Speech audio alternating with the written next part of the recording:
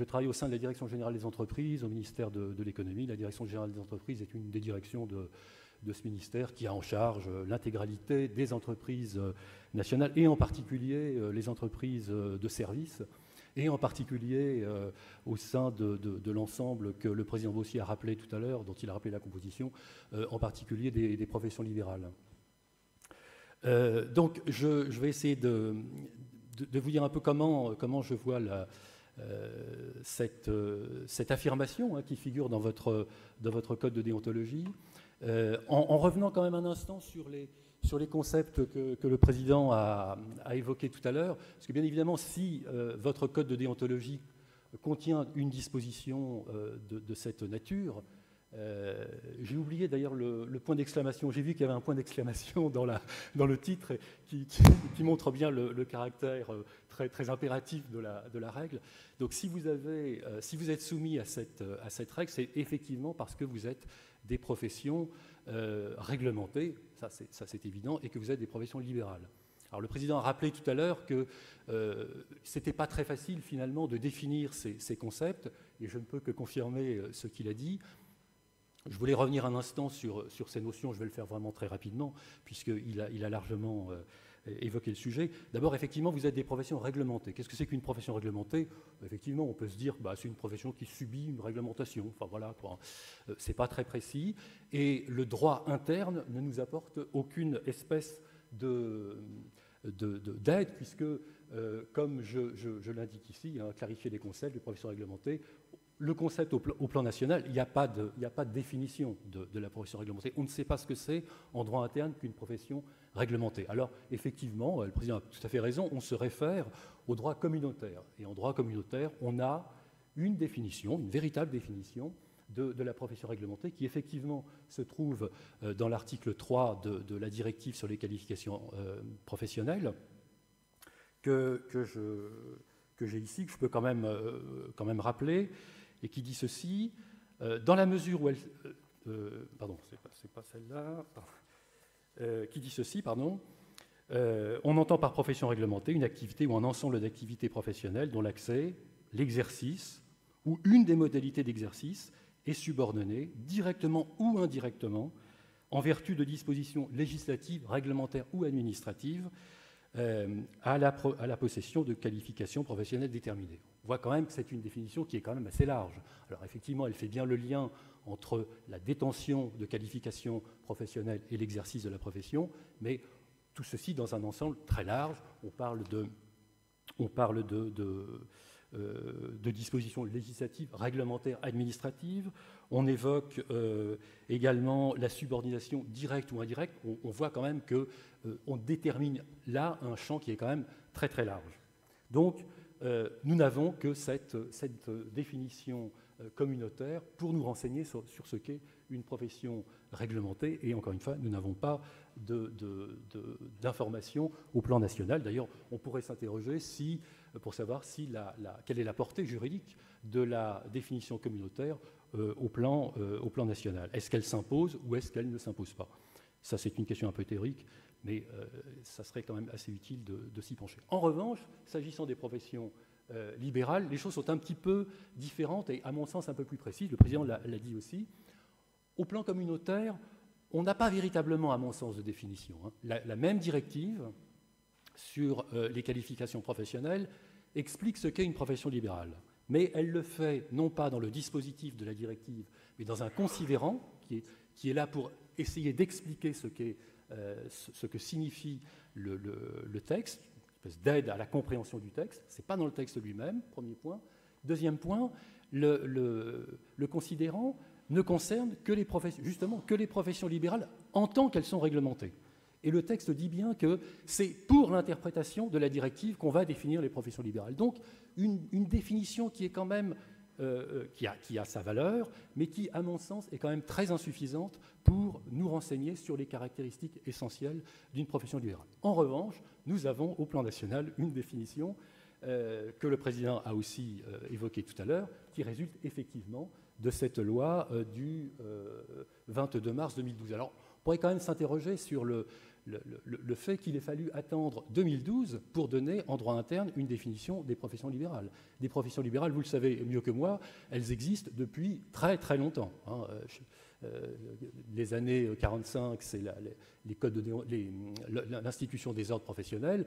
Les ordres professionnels, c'est les professions libérales. Donc, et les professions libérales, elles existaient bien avant. On a attendu 2012 pour enfin préciser en droit interne ce qu'était une profession libérale. Ça n'est pas faute de demande, je dois le dire, des organisations professionnelles. Hein. Vous l'avez rappelé, notamment effectivement la principale organisation transversale aux professions libérales, l'UNAPL, hein, depuis très longtemps, souhaitait que l'on puisse poser en droit interne une définition des professions libérales.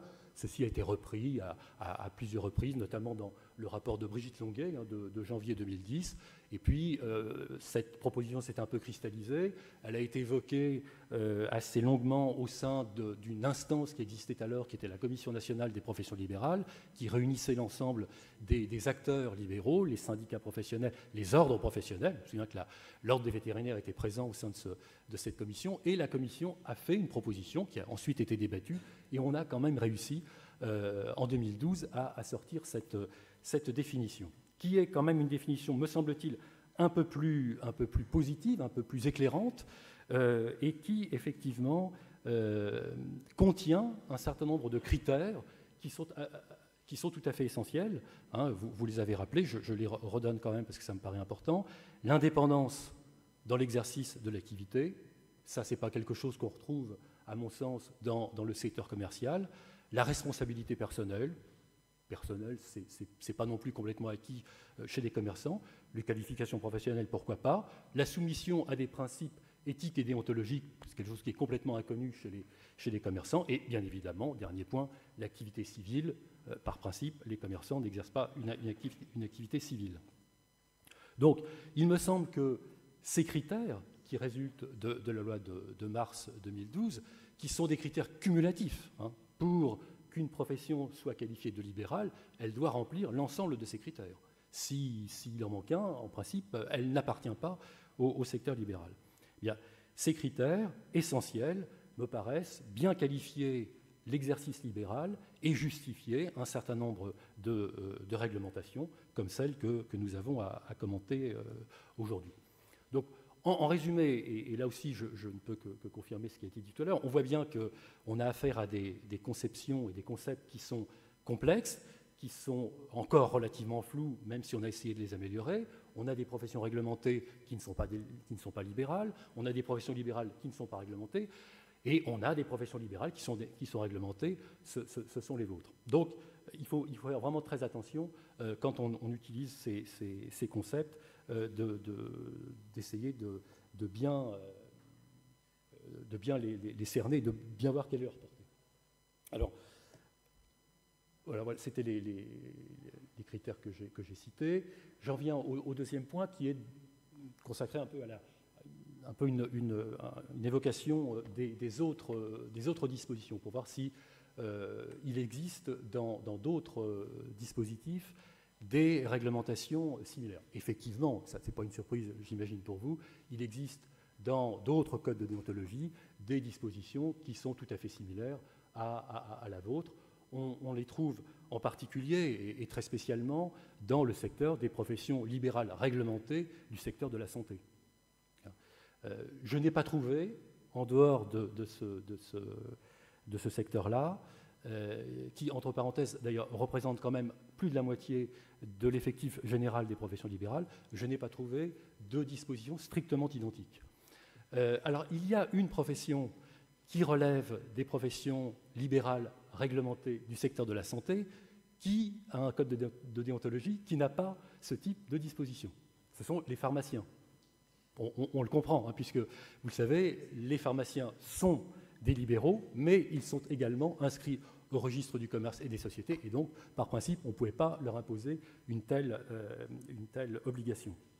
Alors, cette prescription, elle figure très généralement dans les dispositions des codes de déontologie qui sont consacrés à la publicité, et en particulier à la fois à la publicité et aux règles relatives à l'installation des cabinets. C'est le cas en particulier pour les médecins, les dentistes, les sages-femmes, les pédicures podologues. Hein.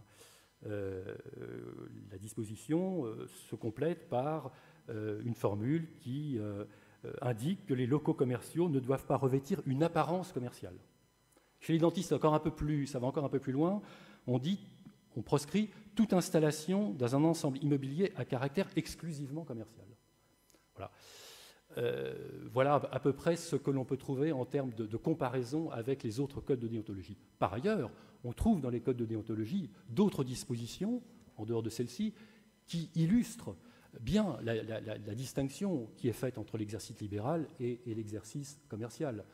Quand on évoque la fixation des honoraires qui doit être faite avec tact et mesure, on voit bien qu'on n'est pas du tout dans un cadre commercial. J'ai relevé, par exemple, dans le code de déontologie des experts comptables, une disposition qui dit « Les experts comptables exercent leur activité avec compétence, conscience professionnelle et indépendance d'esprit. Ils doivent donner à chaque question examinée tout le soin et le temps qu'elle nécessite. » C'est-à-dire qu'il y a une déconnexion entre le temps consacré à une affaire et finalement la rémunération qui va avec. C'est quelque chose qui est étranger à la démarche commerciale. Donc voilà, on peut trouver d'autres dispositifs dans les codes de déontologie qui illustrent bien cette distinction très nette entre les commerçants et les libéraux. Autre et dernier point qui me paraît important de rappeler, en matière de forme d'exercice, de société d'exercice, là aussi vous avez une bonne illustration de la distinction existante entre les libéraux et les commerçants. Vous le savez, vous qui êtes des professions libérales réglementées, vous bénéficiez de dispositifs particuliers, spécifiques aux libéraux d'exercice, que sont les sociétés d'exercice libéral. Qu'est-ce que c'est que les sociétés d'exercice libéral? Ce sont des sociétés de capitaux, mais qui sont réservées à des libéraux. En quelque sorte, un dispositif qui a pour objet de concilier deux principes qui pourraient paraître inconciliables, le principe d'indépendance dont on a vu tout à l'heure qu'il était un principe cardinal des libéraux, et puis la nécessité pour toute entreprise de disposer de capitaux pour croître et se développer. Et les sociétés d'exercice libéral, elles ont cette particularité d'essayer de faire en sorte que ces deux principes soient conciliables en prévoyant des dispositions très contraignantes sur la limitation en matière de détention de capital et de droit de vote. Et d'ailleurs, j'en profite pour rappeler que la Cour de justice de l'Union européenne a considéré, dans un arrêt que je pense un certain nombre d'entre vous connaissent bien, qui est un arrêt qui concerne les laboratoires de biologie d'analyse médicale, un arrêt de 2010, elle a considéré que cette barrière à l'entrée, limiter l'accès au capital des sociétés d'exercice libéral, c'est une barrière, et personne ne le conteste, mais que cette barrière, elle n'était pas contraire aux principes fixés par le traité, parce qu'elle était justifiée par une raison impérieuse d'intérêt général qui était la protection de la santé publique, exercée par cette profession libérale réglementée qu'est la profession de biologiste. Autrement dit, la Cour a considéré que cette impossibilité pour n'importe qui d'accéder au capital ou de détenir majoritairement des droits de vote dans une société d'exercice libéral était une contrainte qui était justifiée par la caractéristique particulière de cette profession, la profession de biologiste, qui relève complètement de l'exercice libéral. Par ailleurs, quelques années auparavant, la Cour avait jugé dans un sens contraire, dans une affaire qui concernait des opticiens grecs.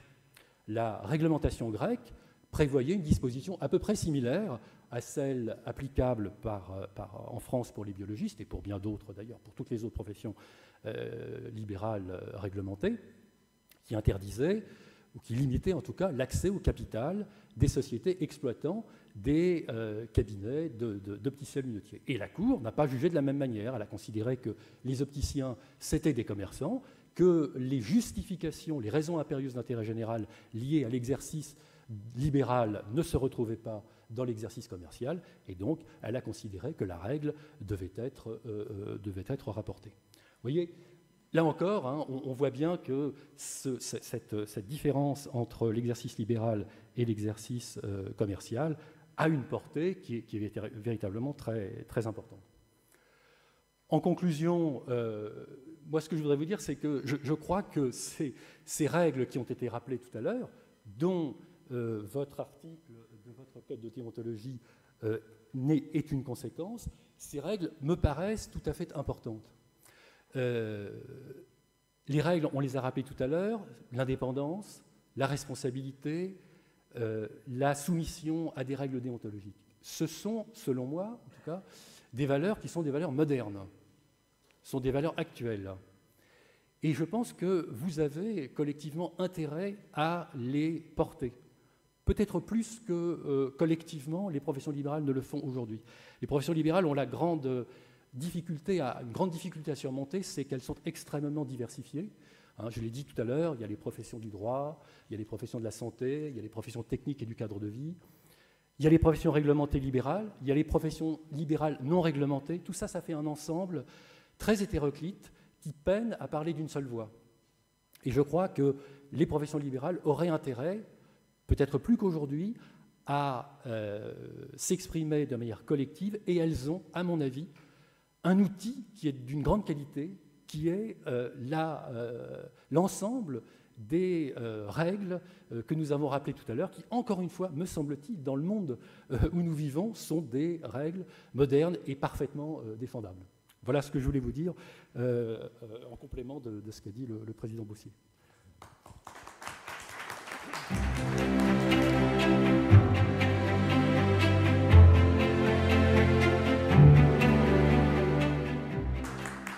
Merci Thierry Péan, vous pouvez nous rejoindre et peut-être répondre aux premières questions qui vont venir de la salle, avec peut-être un premier complément. Je vois dans la salle Monsieur Diallo, à qui on peut passer le micro, Justine, s'il vous plaît. Alors Monsieur Diallo, je vous présente brièvement, hein, vous travaillez dans la stratégie, vous travaillez notamment avec le monde vétérinaire, et vous pouvez peut-être nous apporter votre point de vue de non-vétérinaire.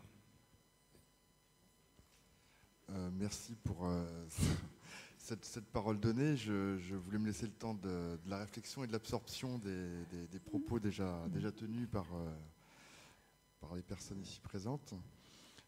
Donc non, mais ce qui me ferait réagir peut-être déjà, c'est la notion d'éthique et de principe éthique. Effectivement, la soumission à des règles de déontologie, je vois bien, et effectivement, ce n'est pas le propre de toutes les activités socio-professionnelles. Mais par contre, l'éthique est quelque chose qui peut y avoir de commun à toute activité, je dirais même à la vie, au comportement dans la vie et dans la vie professionnelle en particulier, puisque c'est le cadre.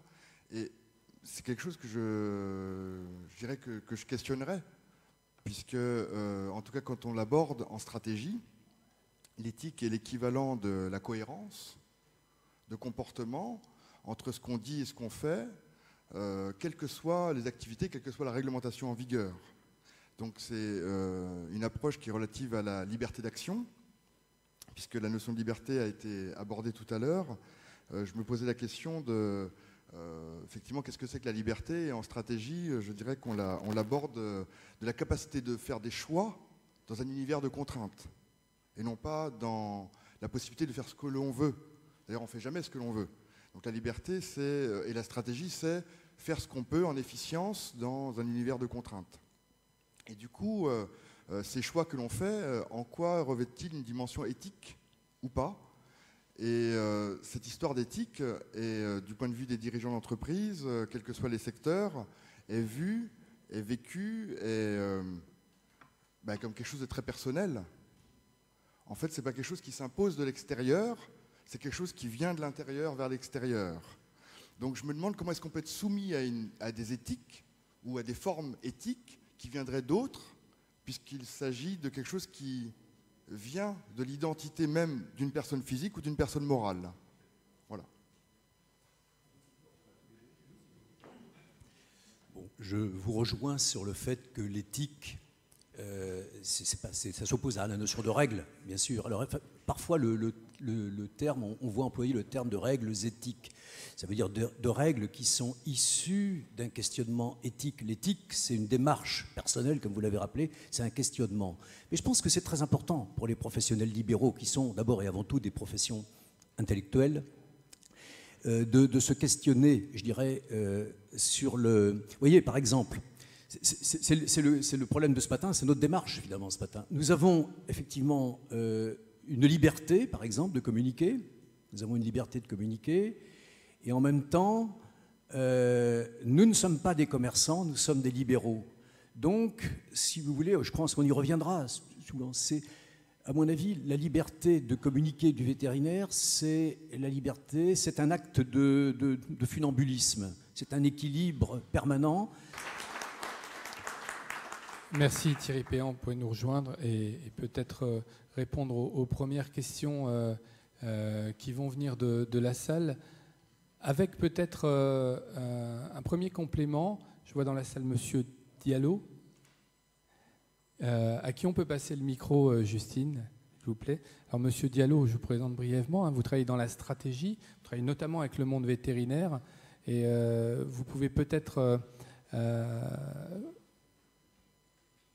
nous apporter votre point de vue de non-vétérinaire. Merci pour cette parole donnée. Je voulais me laisser le temps de la réflexion et de l'absorption des propos déjà tenus par les personnes ici présentes. Donc non, mais ce qui me ferait réagir peut-être déjà, c'est la notion d'éthique et de principe éthique. Effectivement, la soumission à des règles de déontologie, je vois bien, et effectivement, ce n'est pas le propre de toutes les activités socio-professionnelles. Mais par contre, l'éthique est quelque chose qui peut y avoir de commun à toute activité, je dirais même à la vie, au comportement dans la vie et dans la vie professionnelle en particulier, puisque c'est le cadre. Et c'est quelque chose que je dirais que je questionnerais, puisque, en tout cas, quand on l'aborde en stratégie, l'éthique est l'équivalent de la cohérence de comportement entre ce qu'on dit et ce qu'on fait, quelles que soient les activités, quelle que soit la réglementation en vigueur. Donc c'est une approche qui est relative à la liberté d'action, puisque la notion de liberté a été abordée tout à l'heure. Je me posais la question de, effectivement, qu'est-ce que c'est que la liberté ? Et en stratégie, je dirais qu'on l'aborde de la capacité de faire des choix dans un univers de contraintes, et non pas dans la possibilité de faire ce que l'on veut. D'ailleurs, on ne fait jamais ce que l'on veut. Donc la liberté, et la stratégie, c'est faire ce qu'on peut en efficience dans un univers de contraintes. Et du coup, ces choix que l'on fait, en quoi revêtent-ils une dimension éthique ou pas ? Et cette histoire d'éthique, du point de vue des dirigeants d'entreprise, quels que soient les secteurs, est vue, est vécue comme quelque chose de très personnel. En fait, ce n'est pas quelque chose qui s'impose de l'extérieur, c'est quelque chose qui vient de l'intérieur vers l'extérieur. Donc je me demande comment est-ce qu'on peut être soumis à des éthiques ou à des formes éthiques qui viendraient d'autres, puisqu'il s'agit de quelque chose qui vient de l'identité même d'une personne physique ou d'une personne morale. Voilà. Bon, je vous rejoins sur le fait que l'éthique, ça s'oppose à la notion de règle, bien sûr. Alors, parfois, le terme, on voit employer le terme de règles éthiques. Ça veut dire de règles qui sont issues d'un questionnement éthique. L'éthique, c'est une démarche personnelle, comme vous l'avez rappelé, c'est un questionnement. Mais je pense que c'est très important pour les professionnels libéraux, qui sont d'abord et avant tout des professions intellectuelles, de se questionner, je dirais, sur le... Vous voyez, par exemple, c'est le problème de ce matin, c'est notre démarche, finalement, ce matin. Nous avons effectivement une liberté, par exemple, de communiquer. Nous avons une liberté de communiquer. Et en même temps, nous ne sommes pas des commerçants, nous sommes des libéraux. Donc, si vous voulez, je pense qu'on y reviendra souvent. C'est, à mon avis, la liberté de communiquer du vétérinaire, c'est la liberté, c'est un acte de funambulisme. C'est un équilibre permanent.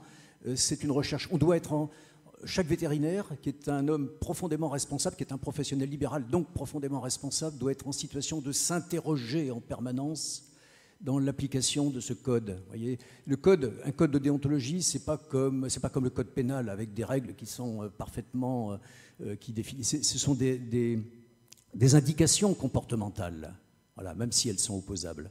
Donc je pense que c'est là que la notion d'éthique prend place, de mon point de vue. Enfin, on va demander peut-être que M. Péan a une autre réponse. Merci. Oui, votre observation est très pertinente. En fait, il y a une explication. Le mot éthique apparaît dans la définition française de la profession libérale. On dit dans le respect de dans le respect de principes éthiques ou d'une déontologie professionnelle. En réalité, ce que l'on a visé, en fait, c'est les professions libérales non réglementées. Les professions libérales réglementées, elles ont un code de déontologie qui, comme l'a rappelé tout à l'heure le président, est fixé par un décret en Conseil d'État. C'est des choses qui sont juridiquement très cadrées, avec une procédure effectivement importante et puis un positionnement dans la hiérarchie des normes qui est quand même assez important. Mais il y a effectivement beaucoup de professions libérales non réglementées qui souhaitent exercer pleinement en libéral et qui souhaitent se doter de codes. Et donc, un peu par distinction, on a plutôt parlé de code d'éthique que de code déontologique, sachant bien évidemment que cette éthique, ça n'est pas une éthique personnelle, c'est une éthique professionnelle. Dans notre esprit, le code d'éthique, c'est un code qui s'applique en tant qu'on exerce sa profession. Bien évidemment, ça peut avoir des répercussions, bien sûr, sur la manière dont personnellement on agit, mais c'est quelque chose qui est étroitement lié à la profession. Et il y a d'ailleurs d'assez nombreuses professions libérales non réglementées qui se sont engagées dans l'élaboration de ces codes. Je me souviens avoir beaucoup discuté et débattu et même participé à l'élaboration du code d'éthique des généalogistes professionnels, voilà, ils ont des relations avec des clients, avec des administrations publiques, et ils avaient un code qui était très bien structuré, très intéressant à examiner. Alors bien évidemment, ensuite se pose le problème de la contrainte. Si vous êtes vétérinaire et que vous ne respectez pas le code de déontologie, vous avez l'ordre qui est là pour assurer le respect et éventuellement sanctionner les gens qui ne le respectent pas. Pour les organisations non réglementées, c'est effectivement plus compliqué et ça relève de l'autocontrôle. Simplement, ça autorise les professionnels à revendiquer l'appartenance, par exemple, à un syndicat professionnel ou à un groupement de syndicats professionnels qui ont adopté ce code d'éthique et qui permet quand même aux consommateurs de bien distinguer entre ceux qui respectent un certain nombre de règles et ceux qui n'en sont pas dotés. Monsieur, alors il y avait un monsieur qui était là-bas au fond, Justine, merci. N'oubliez pas de vous présenter, monsieur. Oui, bonjour. Gilles Bastien, vétérinaire, réseau VET, et je tiens à préciser que je m'exprime simple à titre personnel et je ne suis pas porteur d'une question de la structure puisqu'on n'en a pas débattu. À titre personnel, je pense qu'en effet, il y a une difficulté qui vient de l'environnement des cabinets vétérinaires. Sur la partie de classification, je ne peux qu'adhérer, ça nous apporte beaucoup plus d'avantages que de désavantages d'être classé dans les professions libérales réglementées. Donc ça, c'est pas le problème. Mais la difficulté, me semble-t-il, vient de l'application au quotidien dans l'environnement concurrentiel des structures. La concurrence d'autres vétérinaires sur les prix des tarifs des actes, elle est relativement peu portée à la connaissance du public et c'est pas le problème. Mais le problème, il est sur tout ce qui est qualifié d'accessoires ou pas d'ailleurs, si on prend en compte les APE en accès libre, si on prend les médicaments exonérés, et éventuellement même si on prend quelques actes qui sont normalement du monopole vétérinaire, mais dont on a accepté qu'ils pouvaient être exercés par d'autres. Donc là, on a affaire à des structures réellement commerciales, et il a été rappelé utilement que les pharmaciens étaient des commerçants, et donc ils sont... Et je ne parle pas des sites internet qui sont par définition des commerçants. Et donc là, on est vraiment dans un environnement concurrentiel qui applique toutes les règles possibles de la communication du commerce. C'est-à-dire qu'en fait, en gros, il n'y en a pas. Et donc la difficulté, elle est là. Comment le vétérinaire peut informer, communiquer, se positionner dans cet environnement qui est, lui, strictement commercial, en restant une profession réglementée, donc avec le tact et la mesure qui s'impose, mais en étant quand même performant, parce que c'est nécessaire à l'équilibre financier des structures. À mon avis, la difficulté, elle est là, sur l'incompréhension, entre guillemets, de l'interdiction de commerce. C'est pas tout à fait une interdiction de commerce, si j'ai bien non, mais compris. enfin, ça permet de clarifier les choses en schématisant. Très bien. On poursuit avec monsieur.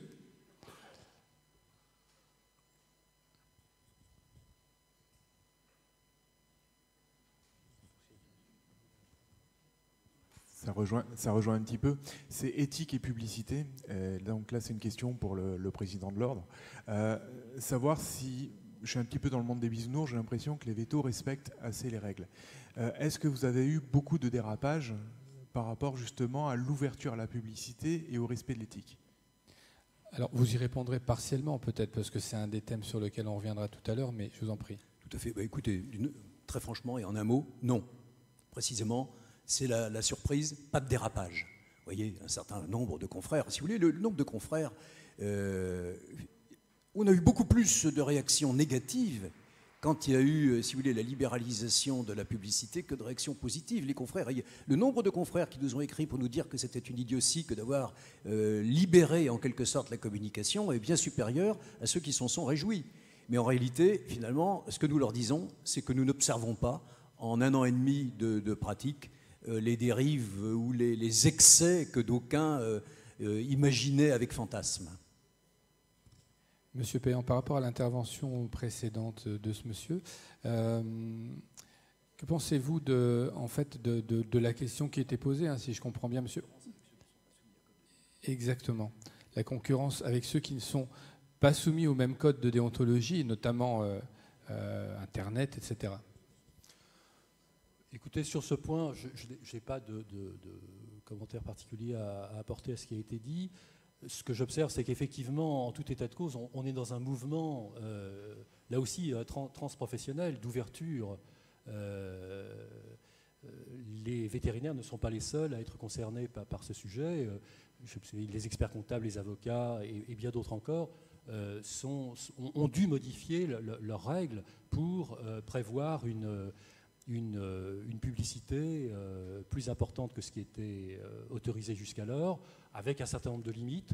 Et là aussi, je n'ai pas, en tout cas, ne sont pas remontés jusqu'à moi de difficultés particulières d'application, même s'il faut quand même être prudent parce que ces modifications sont quand même relativement récentes. Mais en tout cas, jusqu'à maintenant, ça ne pose pas de difficulté. Je rappelle quand même que, quand même à l'origine de tout cela, il y a quand même une volonté assez forte de la Commission européenne de faire en sorte que les barrières qui s'imposent aux professions réglementées soient parfaitement justifiées. Il lui paraissait injustifié d'interdire totalement toute forme de publicité ou toute forme de démarchage. En tout cas, c'était un bon préambule à l'intervention suivante, celle de Michel Meunier, directeur des affaires vétérinaires chez Ilspet Nutrition, qui va nous quand même parler de ce monde qui a changé, qui a bougé et qui est parfois instable.